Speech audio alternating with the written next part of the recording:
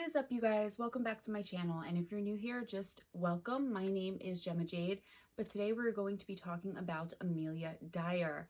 Before we do that, I just want to say quickly, my Patreon is up. There's only one tier for right now, but if you stick around to the end of the video, I'll explain all of that. I'm super excited about it. The link will be in the description along with the PayPal link. Okay, Amelia Dyer. Let's get started.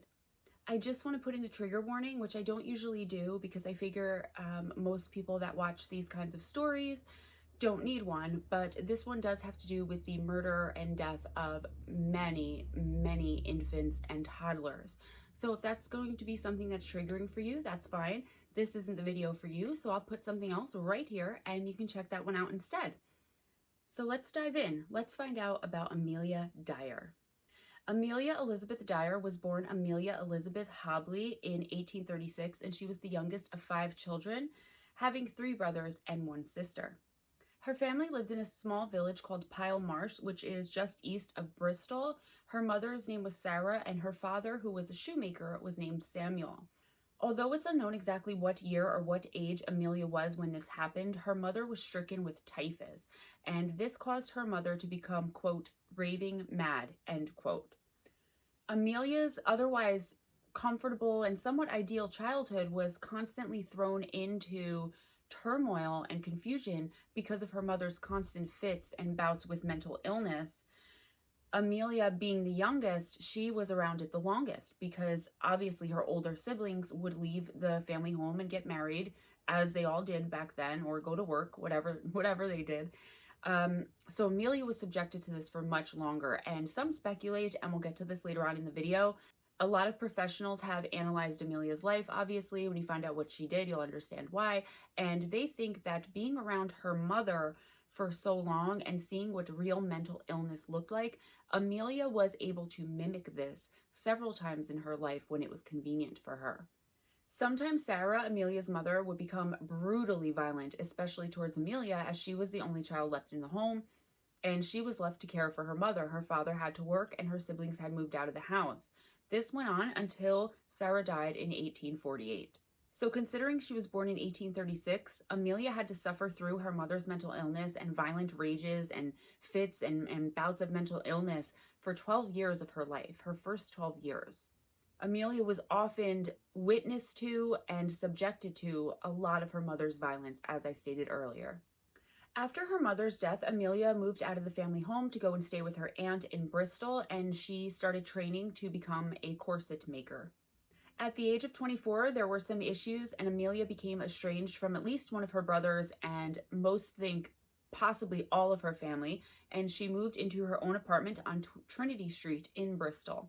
This is when Amelia met and married a man named George Thomas. Now, George was 59 years old and Amelia was just 24. So Amelia added 6 years to her age, and George Thomas deducted 11 years when they put their ages on the marriage certificate, because it was, even though it wasn't that uncommon, it was such a large age gap that I guess they thought people were going to feel uncomfortable with it, and they didn't want to start out their marriage that way, you know, with people looking at them sideways, I guess. I don't know that that's a fact. That's total speculation, but they did change their ages drastically on the marriage license. After marrying George, Amelia gave up her apprenticeship as a corset maker and decided to go to school and train to become a nurse. It was during her training to be a nurse that Amelia met a woman named Ellen Dane. Ellen Dane was a midwife who taught Amelia that for a nominal fee, she could lodge unwed mothers who were about to give birth. So unwed pregnant women who were going to give birth to what they called back then illegitimate children. This was a huge no-no back then, and these women often were disgraced and turned away by their own families, by the father of the child. So a lot of times they had nowhere to go and they were desperate, so they would go to these homes for troubled women, and Amelia set up shop in her own home, started taking these women in. Because of the Poor Law Amendment Act that was passed in England in 1834, a lot of these women, as I said, had nowhere to go. And the reason I bring this up is because I just wanted to say, you know, why didn't they go to the father of the child?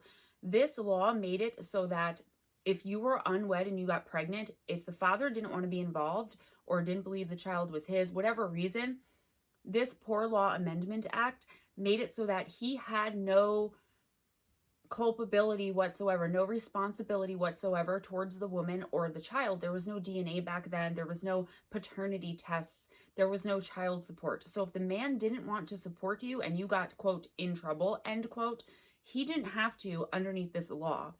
This was really serious for these women. I mean, it was already really hard for a woman, especially a pregnant one, to find any kind of gainful employment back in Victoria, England, and now to not have any kind of financial or emotional, especially financial support from the child's father.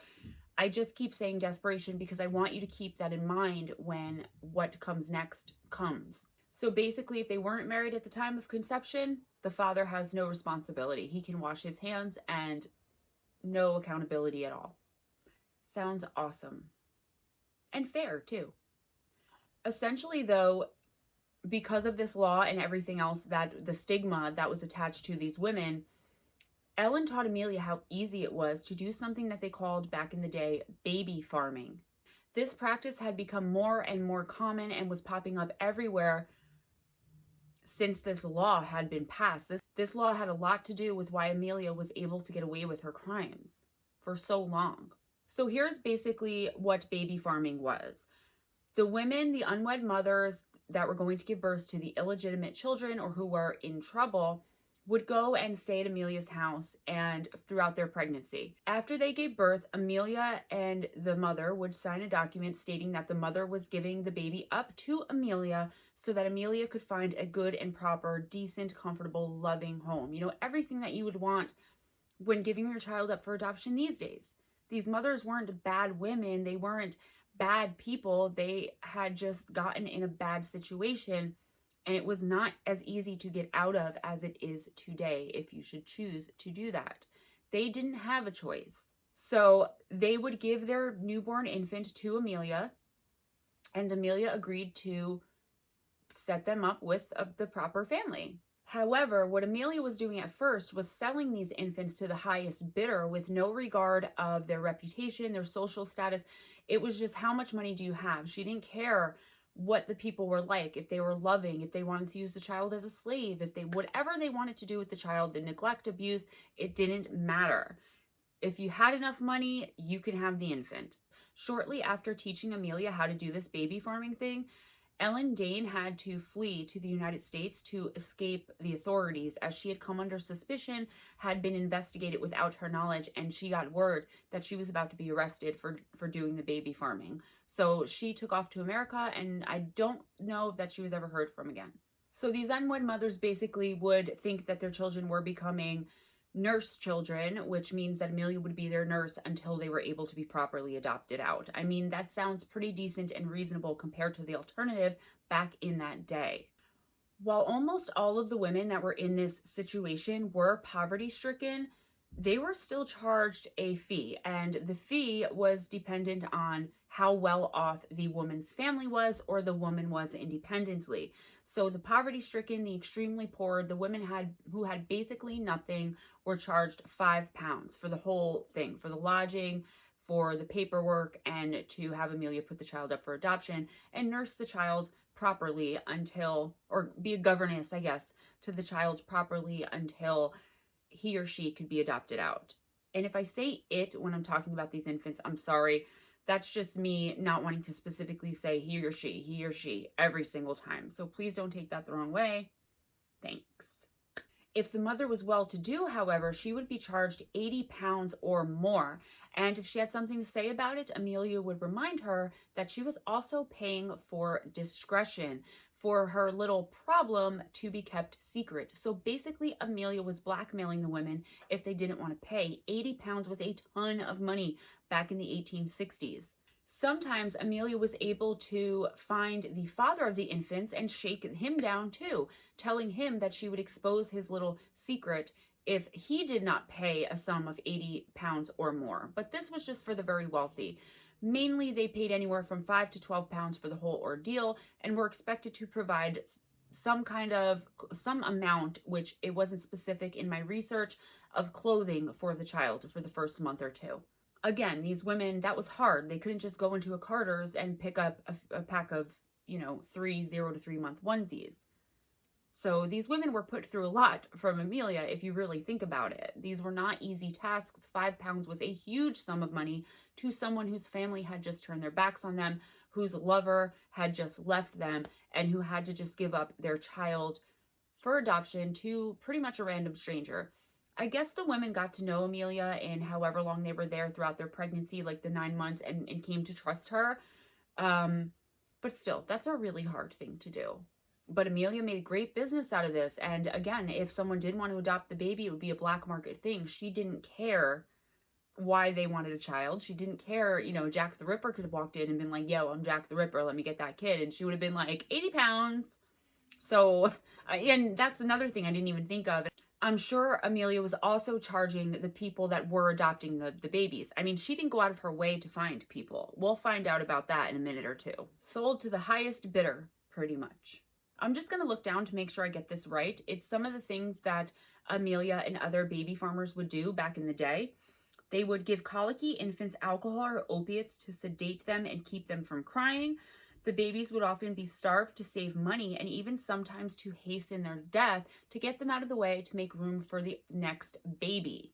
There was even an elixir sold over the counter called Godfrey's Cordial, which was under the title of, quote, Mother's Helper, end quote. And it was marketed to mothers of fussy, gassy, or colicky babies and toddlers, and it contained a ton of opium. Obviously, not a good idea to be giving infants and children any form of opiates, and a lot of these infants did die from giving these tonics. They either overdosed or they were so messed up and sedated they didn't want to eat, and this saved Amelia money on having to buy food or formula, milk, whatever they gave infants back then.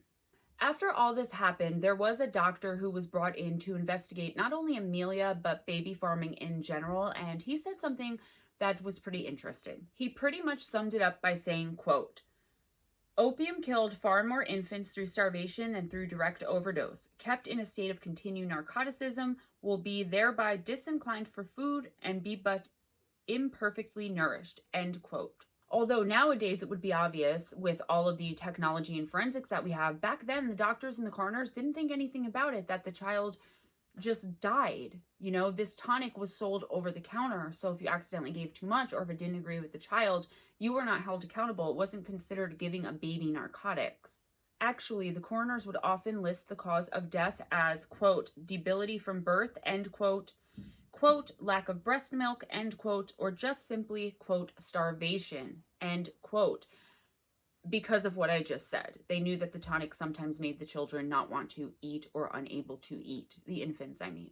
Sometimes mothers would change their mind, regret their decision, and go back to Amelia to either get their child back, their baby back, or to just check on the baby or the toddler and see how they were doing.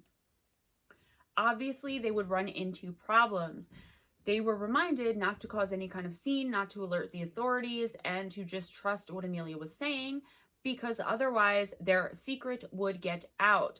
The mothers who wanted their children back and didn't care if the secret got out, I guess they were just told their child had been put up for a private adoption. I'm not really sure how that worked, but a lot of the mothers were coming back to either check on or get back their children, and none of them ever were able to do this. So they pretty much just gave up because they didn't want to damage theirs or their family's reputation, or perhaps they had a new fiance or a husband who was willing to take in the child as their own and move away.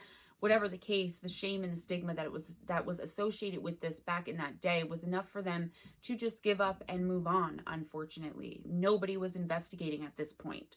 Anyways, back to Amelia Dyer. While she helped Ellen participate in this baby farming thing, once Ellen took off to America, Amelia stopped and went back to nursing. I should have mentioned that earlier in the video, but I'm sorry. But once she gave birth to her daughter, who she named Ellen after her good friend who taught her how to murder babies and take advantage of disadvantaged and desperate women, so she decided to full on start her own baby farming business, and she started doing all the things that I had previously mentioned. Sorry, that's a little out of order, but I'm sure you can follow it. It's not that confusing. Amelia, however, she was taught very well by Ellen, but she had her own idea. See, she had just given birth to her own daughter, and she was breastfeeding, as was the norm back in those days. So she not only offered to put the child up for adoption in a good home for the nominal fee, she would tell these mothers that she would breastfeed these children and make sure that they got the best and proper care from a new mother. Her being a mother to an infant daughter herself gave her way more credibility, way more respectability. She was able to be trusted a lot more despite her young age at the time. So she used her daughter basically as kind of a pawn in this game to murder other women's infants. She also told most of the women that as long as they remained silent and not tell the other women living in the house, that she was going to adopt their baby, specifically their baby, because that person was special to her and she wanted to do a kind thing. So the woman would know, look at Amelia's house, look how she cares for us, look how she cares for her own children. She's going to adopt my baby, how lucky. But Amelia said it would cause jealousy and arguments and more stress on these already hurting, heartbroken, and stressed out unwed women that were living in the home with whatever girl she was talking to that day. So she had basically told every single one of these women that she was going to adopt their baby and their baby only as long as they kept quiet and paid a little bit larger of a fee. In 1872, Amelia married a man named William Dyer and gave birth to 2 more children. Her daughter Marianne, who was nicknamed Polly or Pollyann, and a son, William Samuel. At some point in her baby farming career, and I'm not exactly sure when this happened, but Amelia got sick of providing even the smallest comforts to these tiny little precious newborn infants. And she just started starving them straight out. She wasn't caring for them at all. She would just kind of toss them in the crib and wait for them to die. She didn't even provide the smallest amount of food. It's like they were born. The minute the mother walked out the door, paid the fee, signed the paper, and left, Amelia would just either let the baby starve, or she started taking the kids out herself by smothering them with pillows, again, almost immediately upon the mother walking out the door. After all, it would take way too long for these infants to die. And if she just got rid of them herself, she could, like I said, make room for the next infant for her to murder. Back in those days, doctors were called anytime someone died. And Amelia had to call the one doctor so many times to certify the death of infants for the same things that he became suspicious and alerted the authorities at the massive amount of infant deaths occurring in Amelia Dyer's home, in Amelia Dyer's business of taking in these unwed women, because it was considered a legitimate business back then. It was charitable, it was helpful, it was supposed to be cheap, and it was really supposed to help the women so that they can go on and become productive members of society without having the shame and stigma attached to them. But again, how many infants can die of natural causes or something that we call today SIDS or starvation or from the tonic before someone gets suspicious? So the doctor refused to certify any more deaths for Amelia and alerted the authorities. For a short time, Amelia was able to elude the authorities by moving her business and her family from place to place. However, eventually they did catch up with her. When they did catch up with her, she was not convicted of or even charged with murder or manslaughter. She was charged with neglect and sentenced to 6 months of hard labor. While some say that this sentence of hard manual labor almost broke Amelia mentally, most think that she was simply copying what she had seen in her mother's madness throughout her first 12 years of life to try to get out of the sentence and put into some kind of asylum, which did not happen this time. After she was released from this labor camp, Amelia wanted to get back into nursing. I don't know how you just go and move on with your life, having the murder of all of these precious and innocent little infants on your hands, but she did try to do that. However, she wasn't able to because at this time she seemed to have suicidal tendencies. She had made suicide attempts and she had become addicted to laudanum, which is an opiate cough syrup. A really strong one that a lot of people were addicted to back in the day when she had started baby farming. So she tried to kill herself by swallowing 2 whole bottles of laudanum syrup, but she had developed such a tolerance that she didn't die, but she was suicidal. She was having nervous breakdowns, and most people think that these were real, but a lot of people think, again, they were coinciding in times when Amelia would have to disappear, when someone would know who she was and what she had done, and it was time to move and she would feel overwhelmed. She would end up in these asylums. very convenient times for her to, become suicidal and mentally ill. At some point around this time, right after she got out of the labor camp, she agreed to take care of the newborn infant of an unwed governess that she had allowed to lodge with her for the fee. She wasn't technically taking in women at this point, but this was somehow a friend of hers that she had met through her nursing, and the woman for some reason needed someone to just watch her daughter for a short period of time, and she would be back. Amelia agreed, was paid the money, was given the required clothing for the infant girl. But when the governess came back and Amelia handed her her daughter, she immediately undressed the little girl. She was suspicious, and the daughter had a birthmark on her leg, and the infant girl that she was holding now, that Amelia had given her back claiming to be her daughter, was not hers. The birthmark was gone. This governess alerted authorities and turned Amelia in, and this woman will come back to be very important in this case towards the end. When the police came to arrest her, she suddenly threw a fit and had to be put into an asylum instead of being arrested and charged with murder or neglect, whatever, charged with something. She had a fit, a violent fit, and another suicide attempt. So they put her in an insane asylum once again. And for some reason, when she would go into these insane asylums, there would be like no more attempt to charge her with anything. I don't know why or how that works, but she would go in, do a little time in the loony bin, and come out and be perfectly fine again with no suspicion on her back somehow. She would continue to move from different area to different area, place to place with her family, convincing people that she was a respectable married mother of 3, a respectable woman of society, that she was caring and loving, and she could provide wonderful care to these infants as she was once again taking in unwed mothers.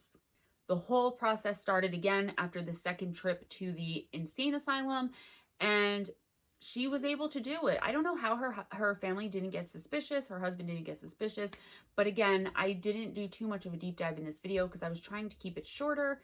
Doesn't look like it's going to be, but I did try. This is information you guys have to know in order to know the story. I can't do a Wikipedia repeat, guys. A Wikipedia regurgitation. Anyway, moving on. Amelia Dyer is back in the baby farming game. This time, though, Amelia decided, who needs meddling doctors who are just going to get suspicious and turn her into the authorities? So she started smothering and murdering the infants on her own and then disposing of the bodies herself. She would package them up and put this white edging tape around the boxes and throw them in water sources like the Thames River. Is it Thames River? Sorry, I'm an American. Let me know in the comments. And just toss them smothered, sometimes alive, in water sources. She couldn't even be bothered at some points to take the time to smother the poor thing and put it out of its misery. She would toss some of the infants alive into these water sources.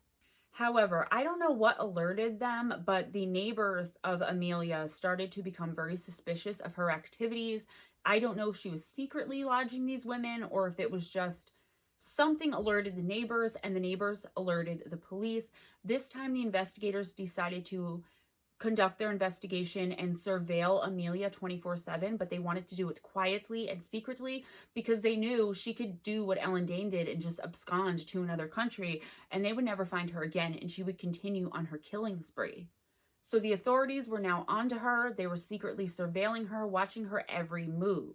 I think the suspicion and investigation of the authorities not only had to do with the neighbors, but it also had to do with all of the mothers that were coming back to check on or obtain custody of again their children and not being able to, but not being told where they were, how they were, not being able to see them. And I think somehow word got around and all these mothers grew suspicious and also gave reports to the authorities. As I said earlier, Amelia would just pick up her entire family and move, no questions asked, whenever the suspicions grew to be too much or she knew that the authorities were on to her. Only this time she didn't know they were on to her and she wasn't going anywhere. Amelia was committed to an asylum one other time, and it was an asylum called Somerset and Bath Lunatic Asylum. And her experience there was so horrible. She had never had another breakdown after that. She was never mentally ill. She never threw fits. No kind of mental illness or suicidal tendencies or anything after she had spent her time in this particular lunatic asylum. So the police, even though they knew this, they still kept it pretty quiet. But I just thought that was important to mention, that it kind of does prove that she was just faking the mental illness, doing what she had seen her mother do. On March 30th, 1896, a package was found floating in the Thames River as it was not weighed down correctly. A boatman found it and he opened it up, and there was the dead body of an infant girl inside of this box, this package. And he obviously turned it over to authorities, horrified as most people would be at this situation. The constable from the teeny tiny local police station was able to analyze the package and somehow found a name on it, Mrs. Thomas. If you remember, Amelia's husband, George, the elderly man, his last name was Thomas. That was kind of an alias that Amelia was going by, but they were able to figure out that it was Amelia Dyer, and she was back in the baby farming business. They were already investigating her, but this gave them exactly what they need to continue surveillance on her and arrest her this time and catch her kind of red-handed in the act. They also desperately wanted to search her residence. They were getting close. Now they knew that something was going on and these babies were being murdered and dumped. They just needed to catch her. So the investigators that were surveilling Amelia decided to get a young woman who was pregnant and use her as a decoy. The young woman was to call on Amelia and ask for her services for the lodging for the full pregnancy and find out the details of what Amelia charged and what the protocol was and what the adoption papers stated for after the baby was born, etc., etc. So this is what happened. The woman called up Amelia, set up the appointment, and Amelia took the bait hook, line, and sinker. On Good Friday, April 3rd of that year, Amelia Dyer was arrested. When she showed up expecting to meet this new client who was the decoy, the police were instead waiting for her. I don't know if they had a search warrant, but ready to search her property. They immediately placed her in handcuffs. Although there were no bodies anywhere in sight when they entered Amelia's residence, they said the stench of decomposition and rotting flesh was so overwhelming that they almost couldn't breathe. That smell where you could like taste it. Ugh. Despite there being no obvious signs of bodies, like no bodies laying around or obvious signs that someone or, infants were killed in this house and murdered, police found all the evidence they needed against Amelia in the form of pawn tickets for infant and children's clothing, letters from mothers looking to either get their child back or check on the well-being of their children. They found the white edging tape that was very specific to the box that the murdered infant was found in by the boatman, by the bargeman. Just tons, overwhelming evidence of Amelia getting rid of infants and running a scheme, a false adoption agency, a false lodging home, a baby farm. This was all really incriminating, and it was definitely enough for the authorities to finally charge Amelia. The police estimated that in the past month alone, upwards of 20 infants and children were placed in the care of Mrs. Thomas, which they knew now was an alias of Amelia Dyer. They also found evidence, but I'm not sure in what form, that Amelia was planning very soon to leave and go back home to Somerset. So she might have known that they were onto her at this point. She was just getting ready to leave, but they got her. The rate of murder calculated by the police lead many to estimate that over the course of about a decade or so, Amelia Dyer had been responsible for the murder of over 400 infants and or children. This makes her possibly the most prolific killer in all of history. On April 4th, Amelia was arrested and charged with murder. Her son-in-law, Arthur, was also arrested for some reason under suspicion of being an accomplice, as well as her daughter Mary, or Polly Ann. Due to lack of evidence and a confession letter written by Amelia about the innocence of her son-in-law, and we'll get to her daughter later, all charges were soon thereafter dropped, and the police concluded that he had no idea. He had his suspicions, but he really had no real idea of what Amelia was doing with this business. So essentially, there was no evidence that he knew what his mother-in-law was up to. or that he and his wife, Amelia's daughter, Polly Ann, had helped her in any way at this point. During the rest of the month of April, the River Thames was dredged and 6 more infant bodies packed the same way in the same boxes with the same edging tape, obviously the product of Amelia's murderous spree, were found. She was also strangling the infants with this edging tape. Even Amelia herself knew the evidence was overwhelming, and when confronted with the evidence of this white edging tape, she stated to the police, quote, "which is how you could tell it was one of mine," end quote. Just 11 days after handing her daughter over to be cared for temporarily by Amelia Dyer, that governess, who through documents in Amelia's home, her name was found to be Evelina Marmon, had to identify the remains of her infant daughter, the birthmark. Here is Amelia Dyer's written confession, and I left the grammar and spelling. So if it sounds a little off, it's not me, it's just what she wrote. It's one big sentence. Quote, "Sir, will you kindly grant me the favor of presenting this to the magistrates on Saturday the 18th, instant I have made this statement out. For I may not have the opportunity, then I must relieve my mind. I do know and feel my days are numbered on this earth, but I do feel it is an awful thing drawing innocent people into trouble. I do know I have to answer before my Maker in heaven for the awful crimes I have committed, but as God Almighty is my judge in heaven and on earth, neither my daughter Marianne Palmer nor her husband Alfred Ernest Palmer, I do most solemnly declare neither of them had anything at all to do with it. They never knew I contemplated doing such a wicked thing until it was too late. I am speaking the truth and nothing but the truth, as I hope to be forgiven. I and I alone must stand before my Maker in heaven. To answer it all, witness my hand, Amelia Dyer, April 16th, 1896, end quote. On May 22nd, 1896, Amelia Dyer appeared in court and pled guilty to one murder and one murder only, which was the murder of the governess's daughter, Doris Marmon. Her close friends and family testified against her, and they said that they were long since growing suspicious of her activities, and she narrowly escaped detection on quite a few occasions. That's probably why she was trying to get back to Somerset so rapidly, so quickly. What helped seal her fate and ensure her conviction even further was a man who testified and said that he had had a conversation with Amelia Dyer after he had seen her dumping some sort of packages, 2 of them, into a lock somewhere in the area, which is another body of water. He pointed her out. He stated it was her. He said the conversation was quick. It was about the weather or something, but he did see her there, and they had found bodies there in the packaging. So basically he placed her there dumping these bodies of these infants, and that pretty much sealed her fate. The only defense Amelia ever came up with was just pleading insanity across the board. She pointed to all of the times that she spent in the insane asylum, Somerset and Bath Lunatic Asylum. She used those days as proof of her mental state. However, the prosecution, as we discussed earlier, pointed out all the times that she ended up in these asylums or institutions was when she was detected by police or about to be found out, when the authorities were getting too close, essentially. So basically, these stays at these asylums and institutions always corresponded with when the police were getting too close. It took the jury just 4.5 minutes to decide on a guilty verdict, and Amelia was immediately sentenced to hang. In the 3 weeks that she was in prison awaiting her death sentence, her hanging, she filled 5 full notebooks writing a confession letter, and I don't know what was in these notebooks. I don't know what they said, but it was 5 full notebooks of confession.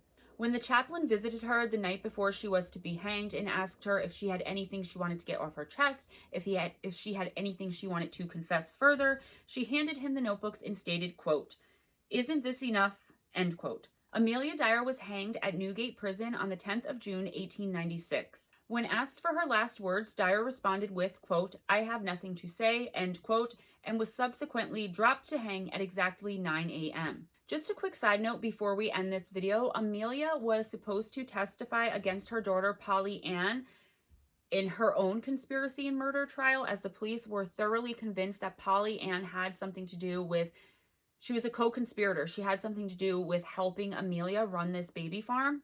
All charges against Polly Ann were dropped, though, and I mention this because 2 years after Amelia's execution, an infant was found on a train by some railway workers, and she was stuffed inside of a box wet and obviously starving, malnourished, but luckily she was alive. The investigation into this found that a widow named Jane Hill had given her baby to a woman that she met on the train named Mrs. Stewart for a fee of 12 pounds. Mrs. Stewart was going to care for her. Mrs. Stewart was essentially another Amelia Dyer. She was a baby farmer.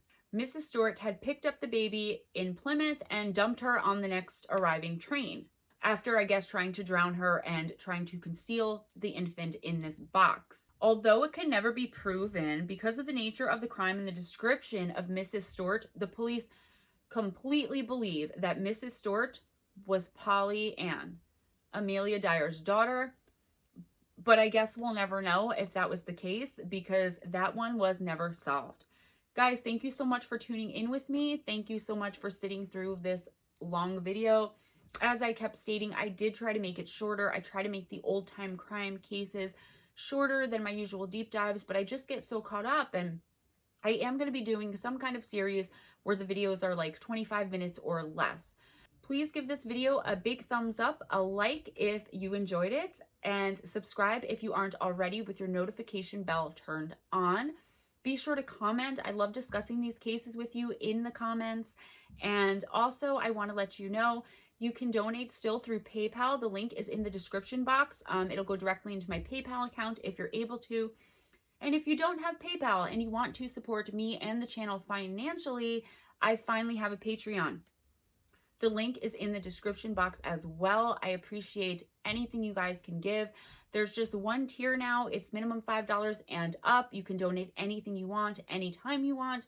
The money comes directly to me, and I am working on some awesome content for my Patreon members. As time goes by and I start getting more and more people donating, I am going to build higher tiers and release more Patreon content. So once I start getting some Patreons, I will start putting up extra stuff for you guys. Maybe early release of videos, but I know I'm going to do some kind of series just for Patreons, maybe extra chats. You guys let me know, if you become a Patreon, what you'd like to see from me in your special Patreon content. I love you all so much. Thank you so much for your continued support of me and my channel. Speaking of supporting me, don't forget Strange Things with Steve Stockton and Gemma Jade. The link is in the description box as well. PayPal link, Patreon link. Yay, I got Patreon now. And the podcast link, all in the description box. Please go over there, check it out. The second episode aired Friday. It was amazing. We're working on the third. It's going to air every Friday. I don't remember what time, but I'll let you guys know.